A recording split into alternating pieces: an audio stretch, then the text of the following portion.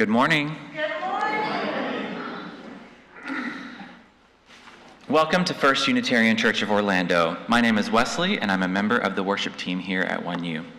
With me in today's service are our spiritual leader, Reverend Margalie Belizaire, Director of Lifespan Religious Enrichment, Judith Stein-Farrall, Director of Music, Aubrey Connelly-Candelario, with accompanist Daniela Monzon-Villegas, Chalice Choir, and Jacob Hike. We also have our chalice lighter, Elias, and board member, Ted Nelson. And let's not forget our teams of wonderful people in the background working diligently to ensure that we come together this morning. So thank you. Children will be sung out today after the Time for All Ages portion of the service. And right now, we just want to greet you this morning, old friends and new, as we explore our Unitarian Universalist faith, which draws us into a community of justice seekers with a commitment to lifelong spiritual growth and compassionate service to the community. Whether today is your first or your 1000th Sunday in our midst, you are welcome here. Whoever you are, whoever you love, you are welcome here. In this community, your whole self is welcome. We welcome your race, your national origin, your immigration status, gender identity, sexual orientation, age, physical or mental abilities, economic status, or religious background. We welcome you. We have a few special announcements today. From Religious Enrichment, Judith and a few religious curious are on a visit this morning to United Methodist Church. This is the last interfaith exploration of the season. However, keep a lookout for information about the annual Green Team Religious Enrichment mashup trip in January. Woo-woo! Mary and Debbie have arranged a great adventure to Four Roots Farm and Education Center. Next Sunday, November 23rd, is our Thanksgiving service, and as has become our custom, we will have soup and cornbread during fellowship time following the service. So please join us. And also, if you can bring a pan of cornbread to be shared as well, please let Kathy Spoon know. Melissa Baker is delighted to announce a special guest in this month's Roots and Wings gatherings. Former member and friend of 1U, Thon Nguyen, will be sharing his younger brother's beautiful end-of-life tale of death with dignity in both sessions. They will meet in Classroom A in Gore Hall on November 19th at 5 p.m. and November 25th at 11 a.m. This Wednesday, November 19th, is the showing of the brief documentary, The Devil is Busy, as well as a potluck and repro kit packing party. We start promptly at 6 p.m. in Gore Hall. Please check the link in the weekly update to RSVP, and this is a collaboration between 1U and the Florida Access Network. As you may know, we are participating in the UUSC Guest at Your Table program until December 14th. So please get to know this year's guests and learn more about the work of the Unitarian Universalist Service Committee. For more information, including the link to 1U's donation page to the UUSC website, see the weekly update. You can also pick up a Guest at Your Table donation box or envelope in Gore Hall after the service. And now I'd like to invite Aubrey to the podium to tell us about the upcoming Christmas soiree. It's beginning to look a lot like I knew you'd be there for me. Christmas. So, yes, the Christmas soiree is coming up. If you want to go to the best Christmas party of the year, you will be here in the sanctuary on December 6th, Saturday at 7 p.m. We start with a full 1-hour concert of the Magic of Bronze Bells, and if you remember them and how beautiful that is in this space, when that's done, we move over to Gore Hall for cookies and beverages and social time, really wonderful. It's decorated, the food is fantastic. Then after about a half hour of socializing, we have a young jazz, up-and-coming jazz singer here in the Orlando area named Maddie Hogan, who will be doing a jazz set of Christmas carols, and at the very end, there'll be a sing-along. So it's a fantastic party. How many of you were here for it last year? So if you see those hands, talk to those folks, because I think people were really surprised at how much fun it was. Again, the best Christmas party you will go to this year. And tickets are on sale, but the committee wants to make sure that you understand that we don't want finances to get into the way. Just come. If you can't afford a ticket, just come. If you want to bring your children, if you want to bring friends and family, guests who've never been to the church, this is a great time to bring them and introduce them. Everyone will be welcome. Thank you.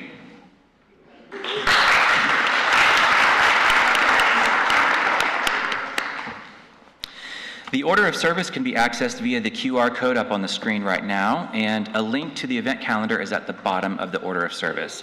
Please click on it to view what's going on at 1U. For more information about our congregation and announcements, go to orlandouu.org or email info@orlandouu.org. And now it's time for our chalice lighting, and I would like to invite up Elias. Come on, Elias. Elias is 7 years old, and among many other hobbies, he really likes to find shiny things.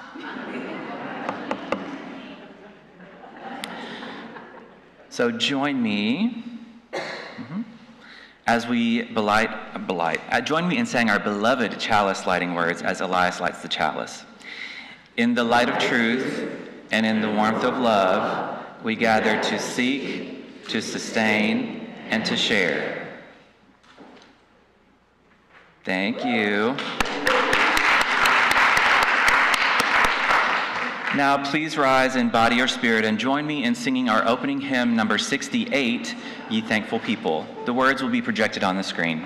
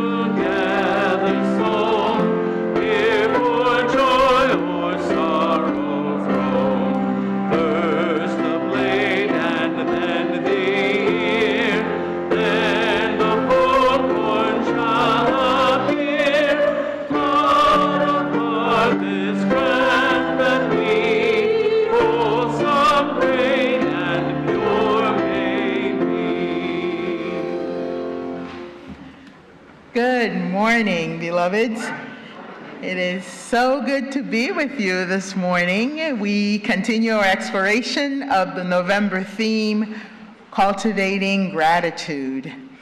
Today's service is titled Grace Enough for This Moment. Our yearly theme of Meeting the Moment and monthly theme of Cultivating Gratitude work well together this morning as we reflect on what it means to find grace and serenity, especially when life feels uncertain, messy, or difficult.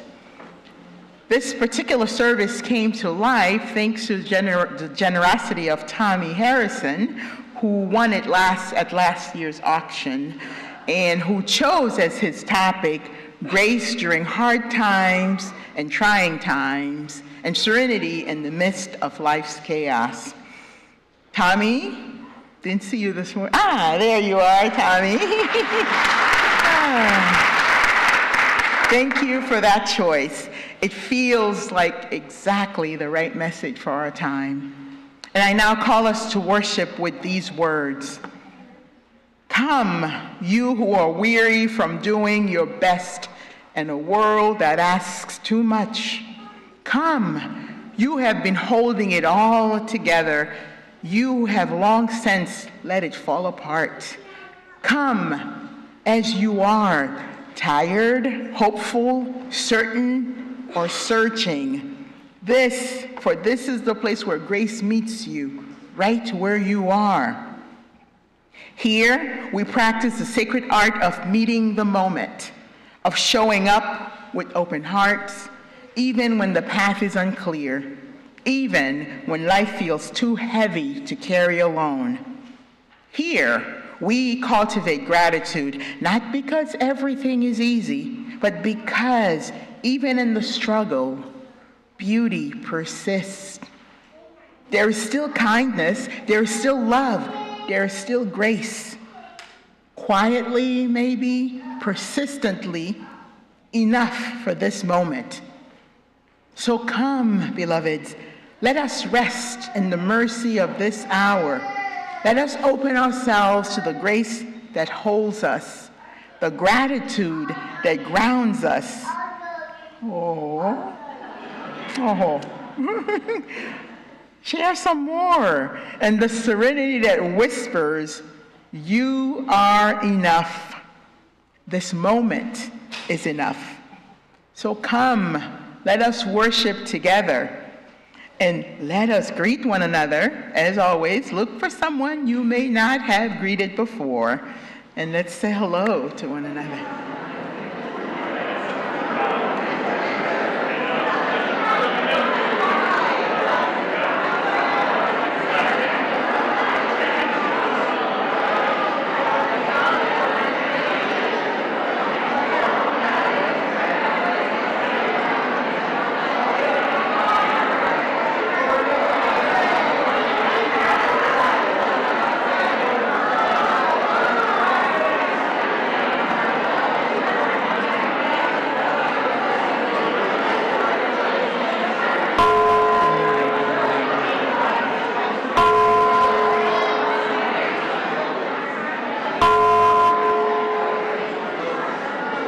Good morning, everyone. I'm Linnea, standing in for Judith, who is away at the field trip. So I'd love to invite all children, youth, and anyone young at heart who wants to come forward for the story. And Cammie is back. And she's going to turn the pages so all of you sitting up here can see the story. So as you're coming up, and everybody out there, of course, think of something that you're kind of good at, but you want to learn how to do it better. And think about how, while we're trying to get better at something, we sometimes say that we need to give ourselves some grace. Rather than tell you what grace means, and some of you I'm sure already know, I'm going to read a story about Ramon, and he finds some grace. So as you listen, put your hand on your heart. You're all welcome to do this. Everybody put your hand on your heart. And try to feel how Ramon is feeling in each of the parts of the story on his journey to grace. You can listen to your feelings sometimes better when your hand is on your heart reminding you. So this story is called Ish, and it's by Peter H. Reynolds. Ramon loves to draw. Anytime, anything, anywhere. What feelings do you think Ramon's having right now? Just shout it out. Joy. Joy. I heard joy back there. Does that one work for you? You know this, yeah? A happy story. So one day, Ramon was drawing a vase of flowers. His brother, Leon, leaned over his shoulder. Leon burst out laughing. "What is that?" he asked. Ramon could not even answer. He just crumpled up the drawing and threw it across the room. He was so upset. Can you feel how upset he probably was? Now, Leon's laughter haunted Ramon. He kept trying to make his drawings look right, but they never did. After many months and many crumpled sheets of paper, Ramon put his pencil down. "I'm done." What feelings do you have now? Sadness. Let's use that one. You might have a few more words too, but sadness. Now, Marisol, his sister, was watching him. "What do you want?" he snapped. "I was watching you draw," she said. Ramon sneered. "I'm not drawing. Go away." Marisol ran away, but not before picking up a crumpled sheet of paper. "Hey, come back here with that," Ramon said, and raced after her up the hall and into her room. He was about to yell, but fell silent when he saw his sister's walls. He stared at the crumple gallery. "This is one of my favorites," Marisol said, pointing. That was supposed to be a vase of flowers," Ramon said, "but it doesn't look like one."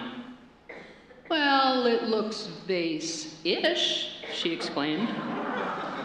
"Vase-ish?" Ramon looked closer. Then he studied all the drawings on Marisol's wall and began to see them in a whole new way. "Oh, they do look ish," he said. Ramon felt light and energized. Do you too? I'm kind of happy for him. Thinking ishly allowed his ideas to flow freely. He began to draw what he felt. Loose lines quickly springing about him without worry. And Ramon once again drew and drew the world around him, making his ish drawings felt wonderful. He filled his journals, tree-ish, house-ish, boat-ish, afternoon-ish, fish-ish, sun-ish. And Ramon realized he could draw his feelings too. Peace-ish, silly-ish, excited-ish. His art inspired his writing. He wasn't even sure if he was writing poems, but he knew they were poem-ish. Now, one spring morning, Ramon had a wonderful feeling. It was a feeling that even words and drawings could not capture. He decided not to capture it. Instead, he simply savored it. Let's all put our hands on our heart and think of the most beautiful day or place you can imagine. And imagine, oh, I hear some sighs. Ooh, it feels wonderful. And Ramon lived ishfully ever after. The end-ish. Now, when Ramon stopped trying to be perfect, he was able to give himself grace because it's close enough-ish. We can give ourselves grace when we're not being our best or we're not able to do something yet that we really want to do. But this is important. We also can give grace to each other who are trying their best too. Now, grace, hand on your heart again, grace comes from your heart. And it allows us to be together in as much peace-ish and harmony-ish that we can find. So please make a loving path-ish for our children and youth to head to their activities. Thanks all.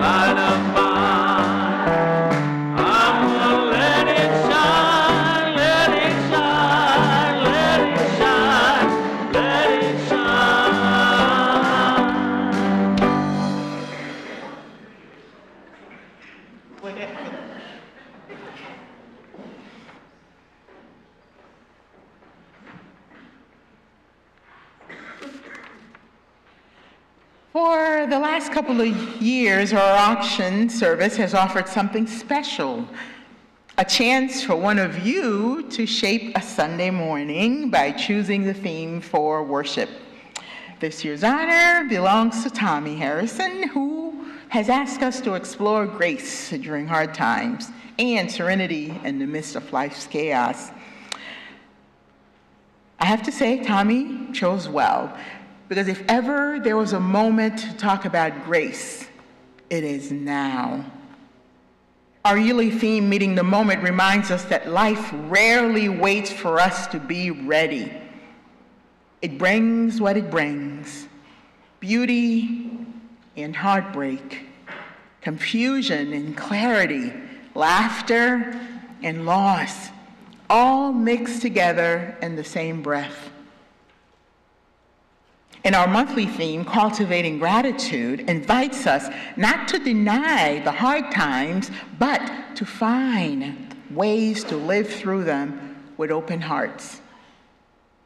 Grace, I think, is what makes that possible. Grace doesn't mean pretending everything's fine. It's not about polishing up our pain until it's palatable. Grace is quieter, humbler, more real than that. It is the hand on your shoulder when you think you're alone. It is the breath you didn't know you needed.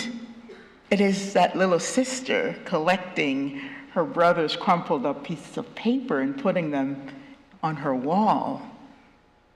It is the pause that lets serenity slips in, just long enough to steady you for what's next. And here's the thing about grace, it's always enough. Not because it fixes everything, but because it meets us exactly where we are.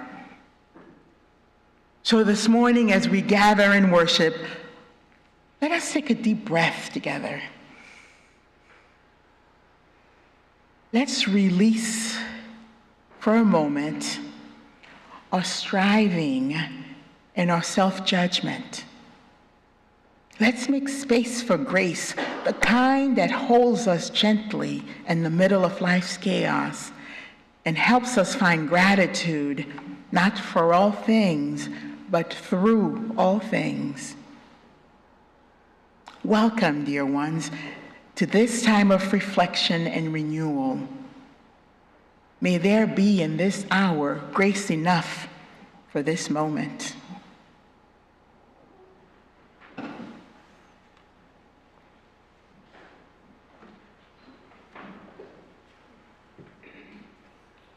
Morning.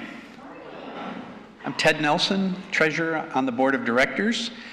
We invite you now into the practice of generosity. It's one of our spiritual values, and it sustains the life and the ministries of the church community. Let us be grateful for the opportunity to give. It's a privilege to be able to do so. And let us be grateful for our needs, for they give us the opportunity to practice receiving. Today's full collection will go to the ministries of 1U. You can also donate to our Share the Plate recipient this month, the New Image Youth Center. So please let us know if you donate to them. And the offering will now be collected. Note that you can also give online using the link.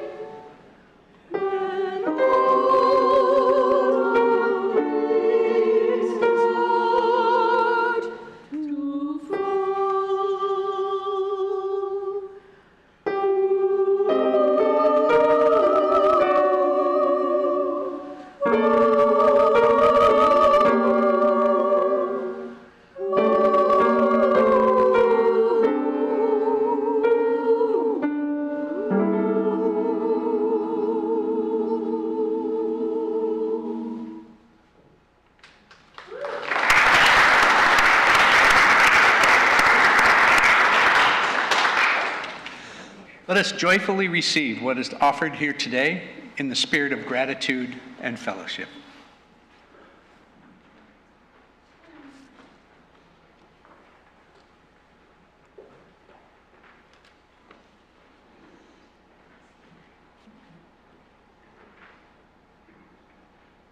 Each week, we make space to share our joys and sorrows, the place of lightness and heaviness in our lives. We do this not only to express what is in our own hearts, but to remind one another that no one journeys alone. So if you have a sorrow that you need witnessed or help with, or have a joy that you wish to share, please contribute to a collective sharing of joys and sorrows to be read each Sunday during worship. And you can do so during the week by sending us an email at joysandsorrows@orlandouu.org. Or if you are attending in person, you can fill out a card at our welcome table, and our wonderful greeters make sure that we receive it up here and we share during this time in our service. We also participate in a candle lighting ritual. So bring your joys, bring your sorrows as we come together. Come just as you are, because your whole self is welcome into this sacred space that we are creating together. We have these beautiful flowers here, and they are with deep gratitude from Charlotte for the loving kindness and good care provided by Barbara Howe following her knee surgery.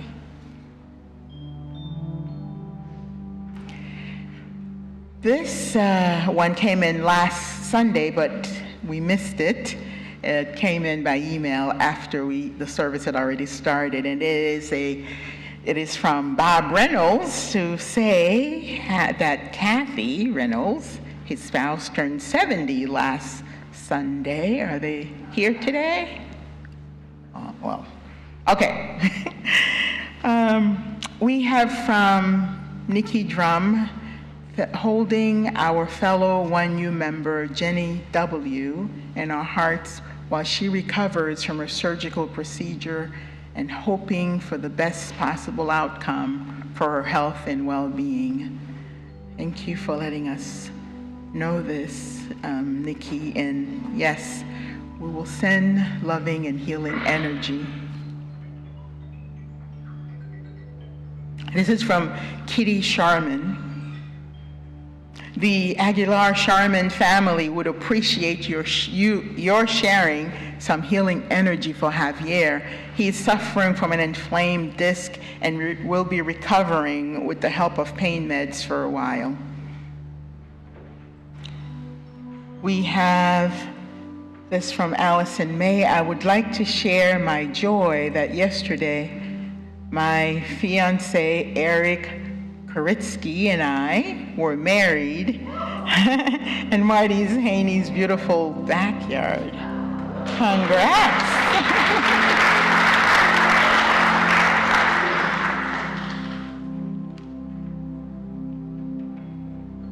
We have from Reverend Kathy. Reverend Kathy will have upper abdominal surgery on Wednesday. She appreciates your healing thoughts as she lives on a liquid and soft food diet for several weeks. It sounds, Kathy, like that's the worst part. Is that the idea you're giving us?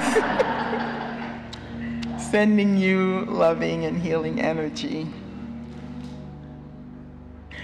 We have from Bonnie Bell that my parents' home was damaged by the flood of Typhoon Tino in the Philippines. We're asking our 1U family to hold them close to their hearts as they recover. Oh. Yeah. We seem to have a lot of that going on, medical, natural disasters, and so on, impacting everyone. We have another one from Logan. Logan Daniel will be having open heart surgery this Tuesday morning to repair a lifelong congenital heart issue he was just diagnosed with earlier this year. Any members or friends of the congregation wanting to send well wishes or participate in a meal train for him and his partner Jed can do so through the care team. Yep, Logan's back there. Let's take a deep breath together, beloveds.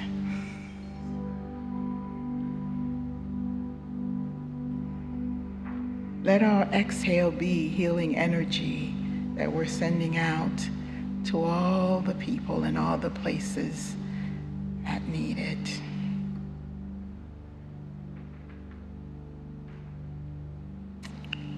Also want to mention from the larger world community that in 1956 on November 13, that the U.S. Supreme Court ruled that racial segregation on public buses was unconstitutional. I, for one, am grateful for that.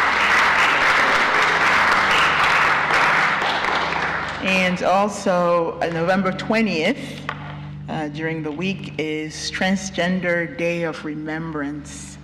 So holding all of those who have suffered just for being who they are. So we hold the fears and sorrows of all those who are affected by natural causes and by illness, by threats, and other situations that are beyond their control. And we also hold our communities, both near and far, and our country with care, and the world with our compassion by acting for justice in all the small and large ways that will move the arc of the universe toward justice. And for all the joys and sorrows of this community, those shared and those that we continue to hold close to our hearts, let us pray, let us celebrate, and let us send one another healing energy. Allow me now to guide you through meditation on grace. I invite you to settle in. Position yourself as you do in moments such as these, or you can find a position that feels comfortable, your feet grounded, your hands resting easily, shoulders soft, your eyes closed if that feels right, or simply lower your gaze to a quiet point before you.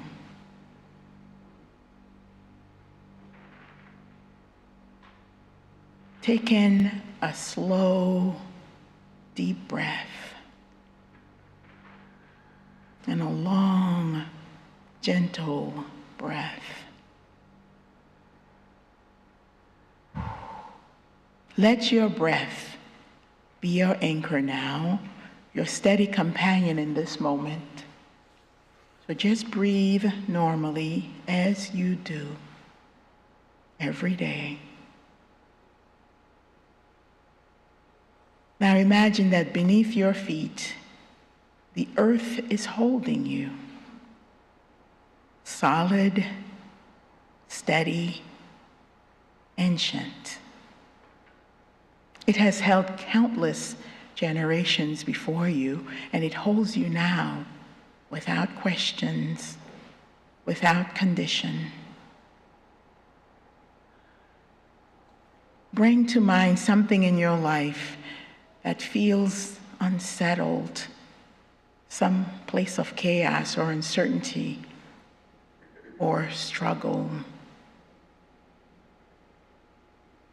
You don't need to fix it.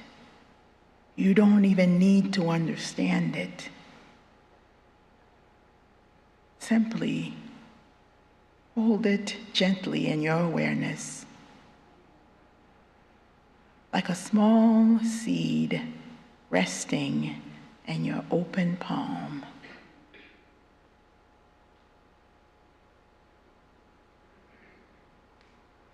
And imagine now that grace begins to flow toward it. A soft, luminous light, not to erase the pain, but to surround it with compassion.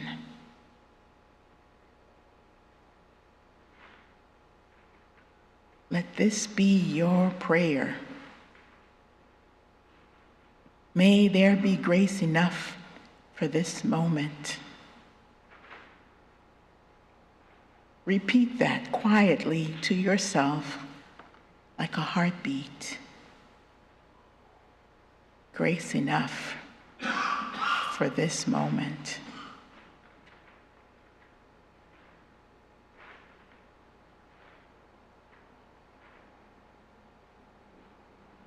May there be grace enough for this moment. Take one last slow breath in and a long breath out.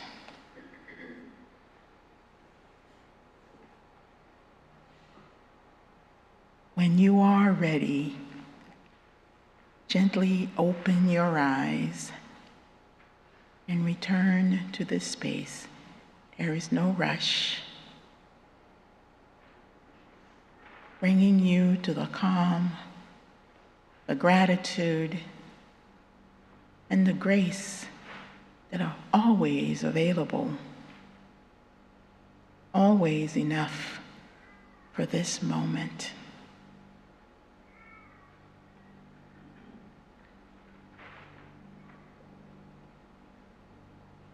As we come back from our time of quiet reflection, I invite you to ponder a little bit on whatever has surfaced for you. That worry, that weigh on your heart, the gratitude that warms it, the memories, the hopes, the prayers.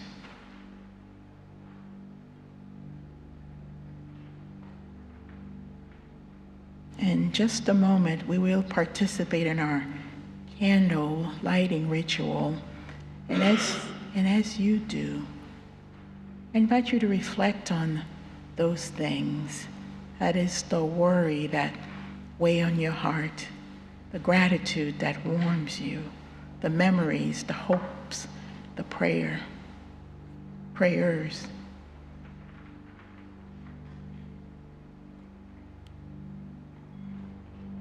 And each flame we kindle is a reminder of grace, of light that persists, of love that endures, of serenity that can meet us even here.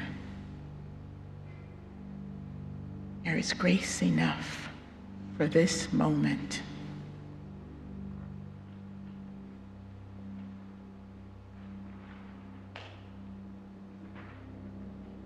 Let us light this first candle for all the joys in our hearts, for the beauty and wonder of this world that holds us. We give thanks.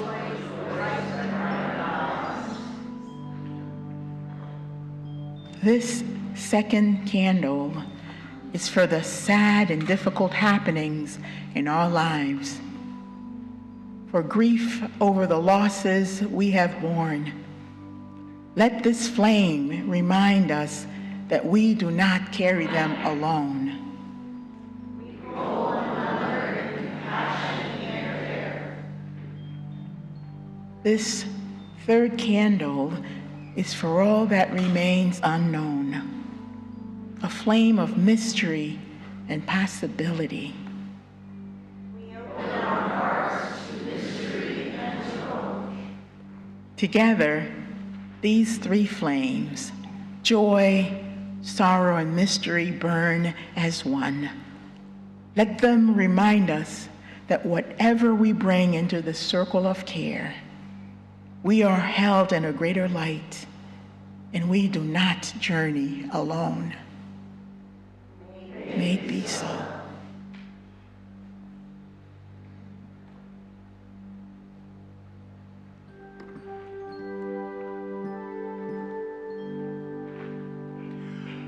Give thanks for the homes that with kindness are blessed, for seasons of plenty and well-deserved rest, for the sun and the dew and the sweet honeycomb, for the rose and the song and the harvest brought home.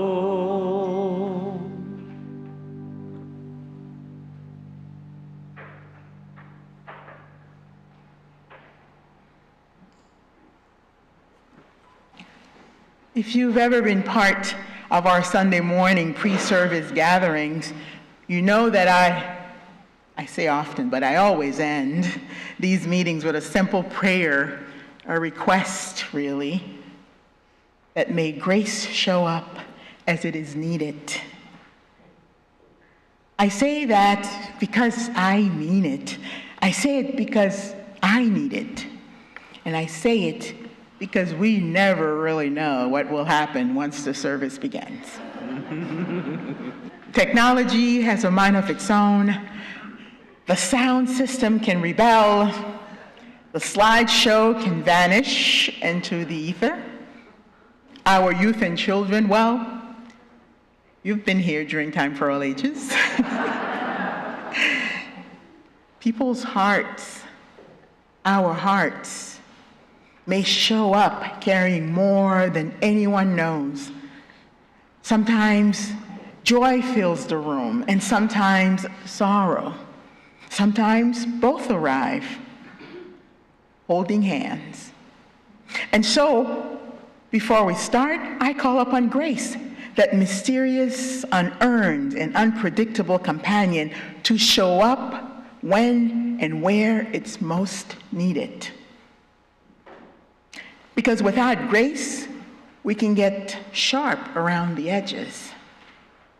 Without grace, our patience thins, our compassion contracts, our egos start whispering that we are alone, right?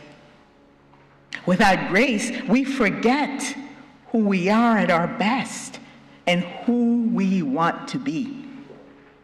So I say it every week, may grace show up as it is needed. And somehow it always does, right? Though never in the same way twice. Grace is one of those words that has been used and misused so much that it can start to sound like a soft background music and a religious setting. Pleasant, but not necessarily powerful. But true grace isn't sentimental. It is not fragile.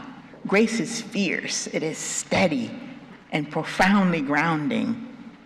Grace doesn't promise that things will go well. But no, it promises that even when things don't, we will not be undone. Grace, in its deepest sense, is the quiet assurance that we are held, even when we are not at our best, even when we are flailing, even when the story we wanted to tell about ourselves has fallen apart. It is the presence of that whispers. It is the presence that whispers, you don't have to earn love today. You don't have to be perfect to be worthy. You don't have to have it all figured out to still be on the right path. That is grace enough for this moment.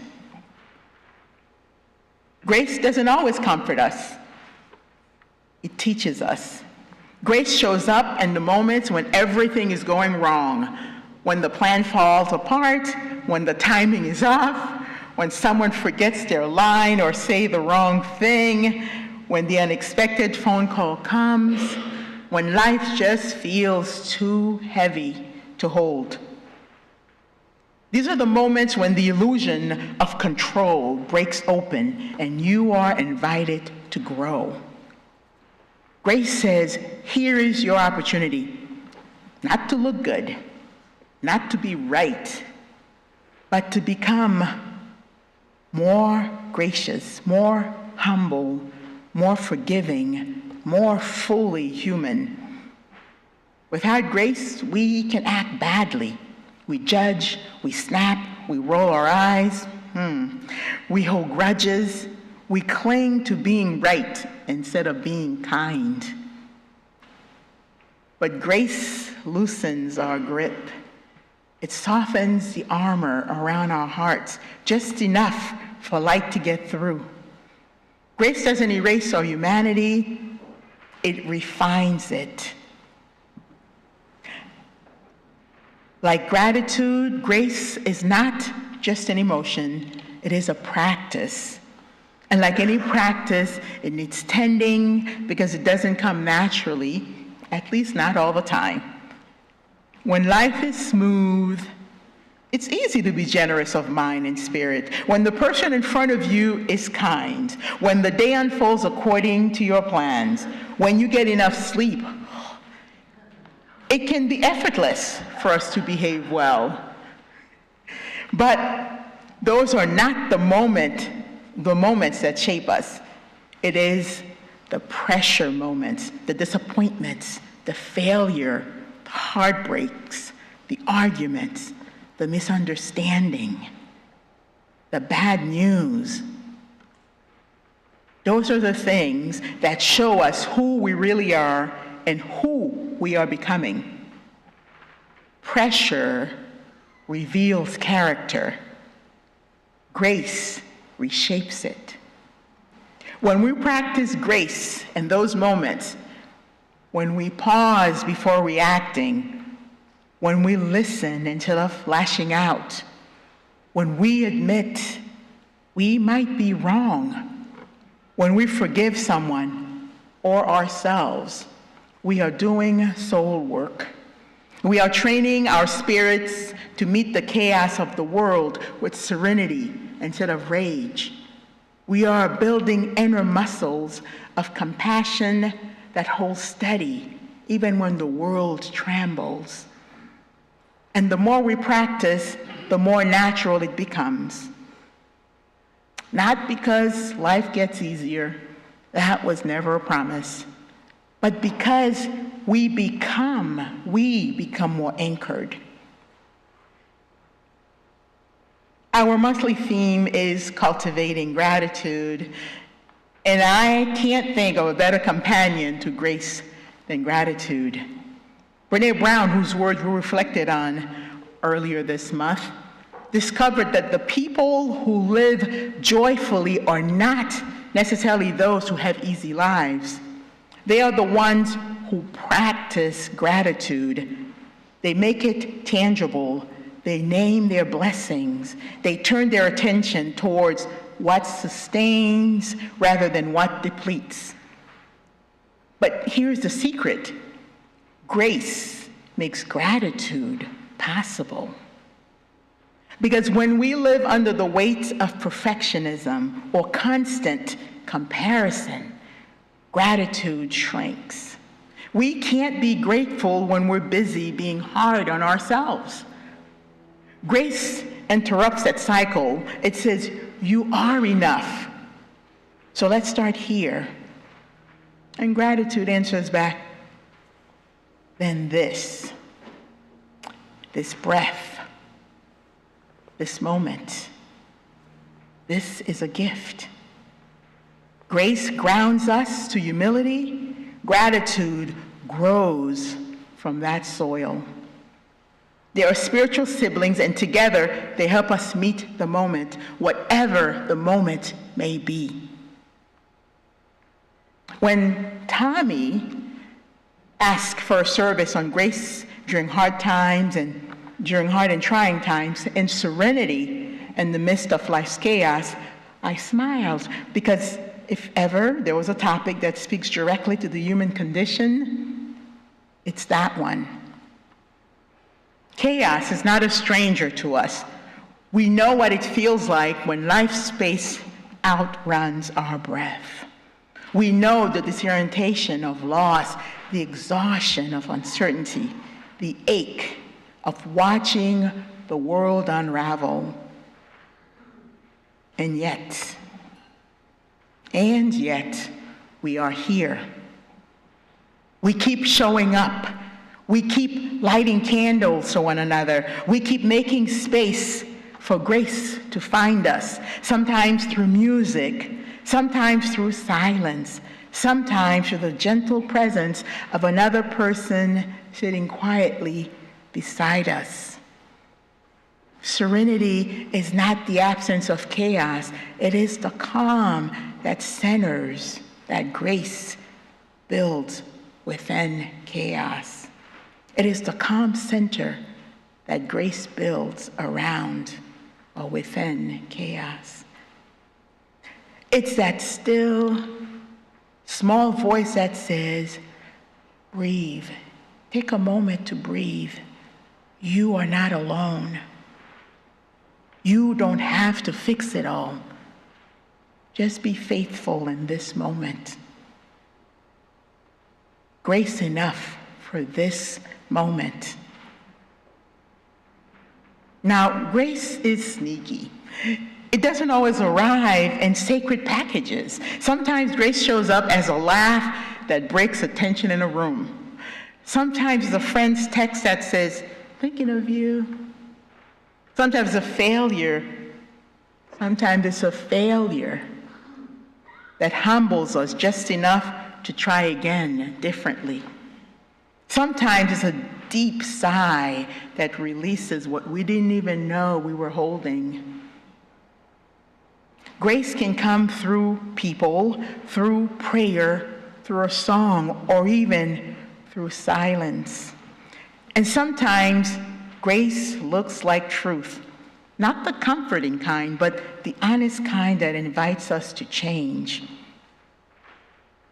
Grace doesn't always feel gentle in the moment, but when we look back, we see that it was exactly what we needed to be reminded that we are still capable of love. Our yearly theme, Meeting the Moment, is really a call to courage. It invites us to show up to life as it is, not as we wish it were. And that requires grace, because sometimes the moment is just too heavy, too confusing, too broken to be met with strength alone. Grace steps in where our strength ends. It bridges the gap between who we are and who we hope to be. It steadies us so that we can be a presence of steadiness for others. That's the kind of grace I pray for before every service. Not the lofty, abstract kind, but the kind that makes room for humanity and all its beautiful imperfection. The kind that lets us laugh when things go wrong. The kind that helps us listen with our hearts when words fail. The kind that reminds us we don't worship perfection, we worship possibility. And possibility always began with grace. Grace is not just for individuals, it's communal. It's how we hold one another through the storms of life. When we offer forgiveness instead of judgment, patience instead of irritation, compassion instead of indifference, that's grace made visible. When we extend understanding to those who see the world differently, or even when we make space for someone's pain without trying to fix it, that's grace incarnate. We always feel we're failing if we're not fixing, right? But just showing up for someone's pain, without trying to fix it. That's grace. Grace is how we keep choosing to belong to one another, even when it's hard. And here is a beautiful paradox. The more grace we offer, the more we discover that we've been surrounded by it all along. So this morning I ask you, where in your life do you most need grace right now?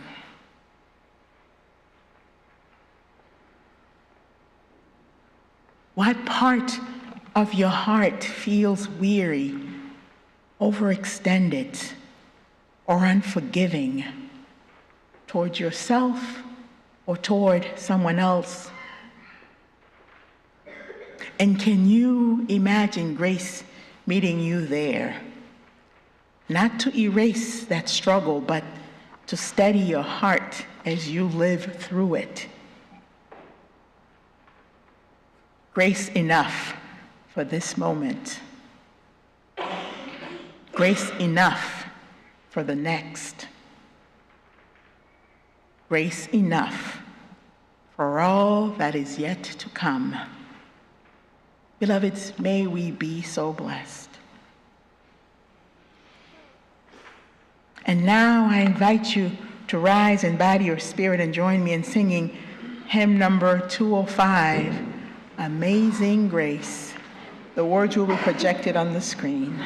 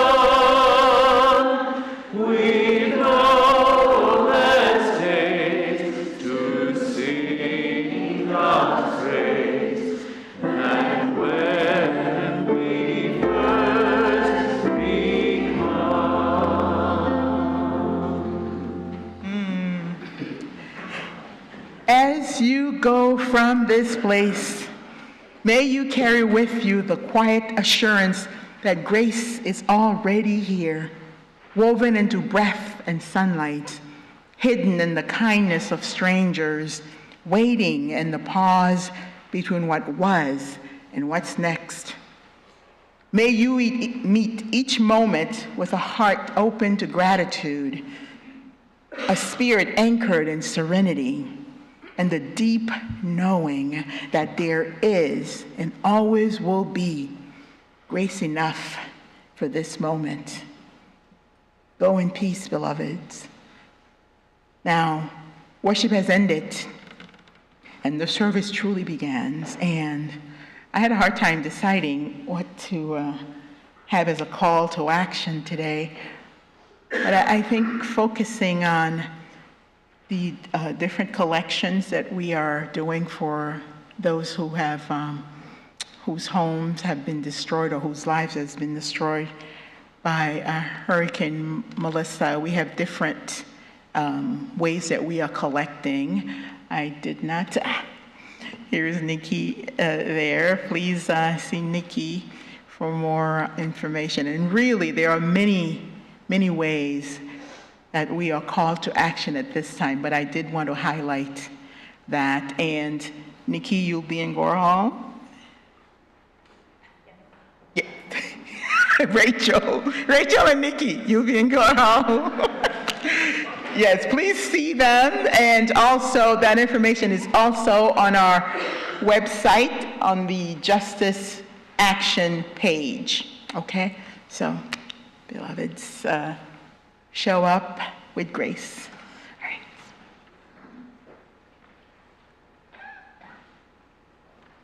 Please say these words with me as we extinguish this chalice. We extinguish this flame, but not the light of truth, the warmth of community, or the fire of commitment. These we carry into the world until we are together again.